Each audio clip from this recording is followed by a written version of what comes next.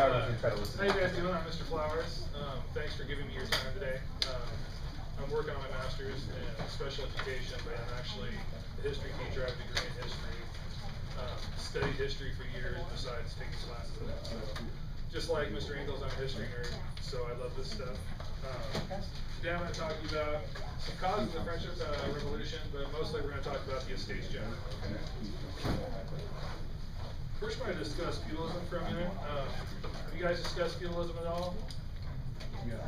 Alright, so really what you're looking at here is it's an economic, social, and political system where the king really has control of everything. He kind of grants people land use, they give people's favors, but in the end they owe him. They have to produce, they have to give him grain, they have to give him food, they have to produce for him.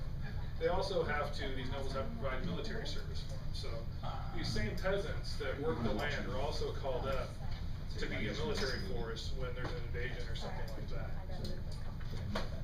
Just so you get an idea, this is kind of what it looks like. You got the king up here. He gives charters and privileges to town who provide soldiers, kind of the same thing. And over here he provides titles to nobles who provide all kinds of stuff, legal protection, rent and money, but all this is coming from down here. It's really a top-down system. It's all happening here. The peasants are producing everything.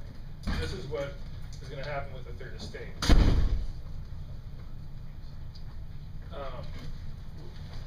A lot of these nobles are family members, close friends, and you provide some titles. A lot of them are going to be heads of military. You know, really when you're a king, you kind of just take the people you like and you give them jobs and you pay them well, and you serve your king. And in turn, they force everybody below them to do all their bidding. So, but I figured this was just a good graphic of it because I've never seen one. I was searching for one online, and this is the only graphic of the feudal system I've ever found. I really kind of liked it because it really gives you an idea of how it works and how it's integrated. So, All right, what do we call that in France? Nice. There we go. Some quick vocabulary. You guys should probably know all this already. I'm sure Engels already discussed the Enlightenment with you. Philosophical movement of the 18th century, rejected traditional social, religious, and political ideas, and really focused on freedom and individual rights. A lot of this language from the Enlightenment and these ideas are going to come from France. You're going to have Rousseau, you're going to have Voltaire, you're going to have Montesquieu, you're going to have Diderot. All these guys are going to contribute to this Enlightenment ideas and this ideas of humanism and freedom, which is going to carry over obviously into the American Revolution and so on. Alright, some causes of the French Revolution. Of course, we talked about the Enlightenment ideas. These ideas about human rights and equality and liberty and stuff. This is spreading through the Western world.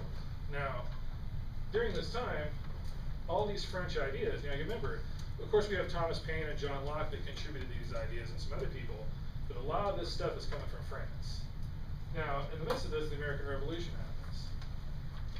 The success of this revolution was inspired by many French thinkers, and what happens is, these people, France obviously spends a lot of money on the American Revolution because they don't like England, and you guys talked about the 7 Years' War and all that, 100 Years' War, I'm sure. So you got all these French soldiers going over to the colonies, fighting for the colonies against the British. Then they come home to a broken monarchy. It's like, wait a second, we just went over there and risked our lives for another country so they could have democracy, but we don't get it.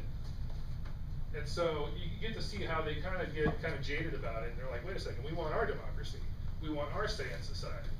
You know, we don't want to live in the system that exists here. We want to live in the American system, basically, which was brought about by French ideas.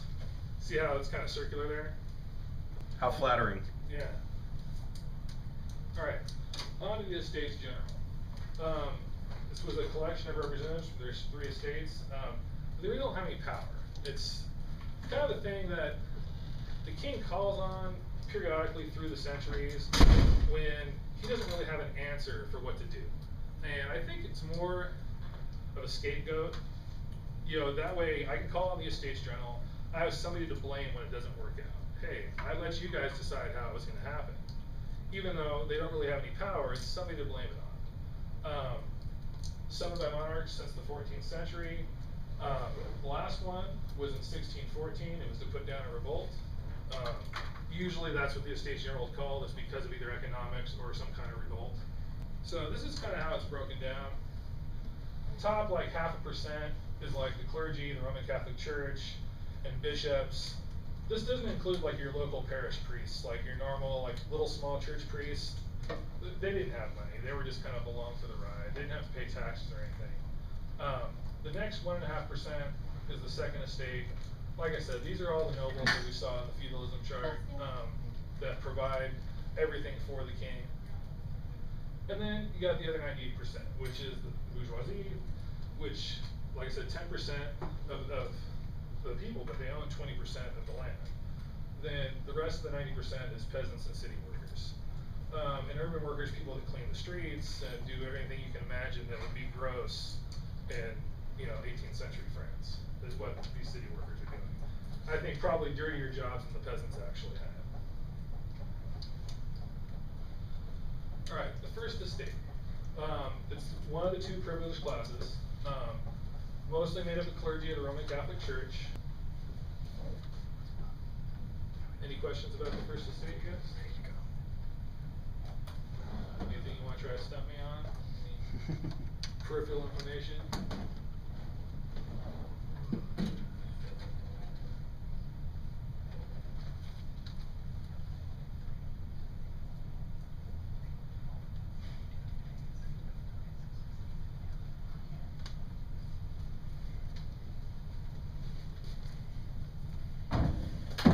Yeah.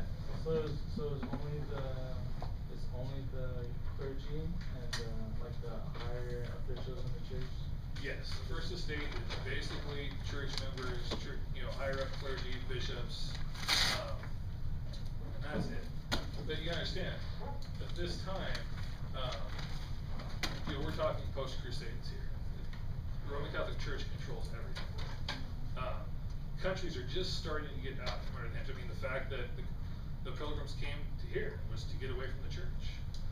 People are just starting to try to break away from the Roman Catholic Church in Western civilization. So yeah, I mean, the first estate is really just the church and its members, its higher up members.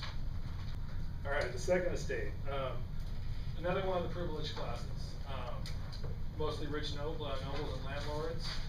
Once again, these guys are called on by the king to provide military, to provide grain, to provide pretty much everything. They're kind of the right-hand man of the king. Make up only about 2% of the total population. All right, the third estate. The third estate makes up pretty much all of France. It's 98% of the total population. Approximately 25 million people. This comprises the groups that comprise the third estate: the bourgeoisie, merchants, manufacturers, bankers, doctors, lawyers, peasants. Basically anything you can think of that's not like somebody high up in the military, a noble, or a church member is the third estate. They owned about 20% of the land. Of course, this 20% is all going to be bourgeoisie people. Peasants and workers. All right, what is the third estate? You guys talked about Emmanuel Joseph Sieyès yet, or Abbé Sieyès? Yeah. Okay.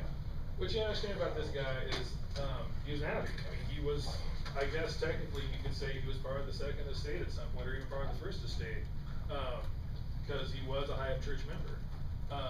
But he wrote this manuscript that, I don't know exactly when it was written, but it was published in January of 1789. So about 5 months before the Estates General was actually called. So this document had been circulating around France and the Western world of what's called What is the Third Estate.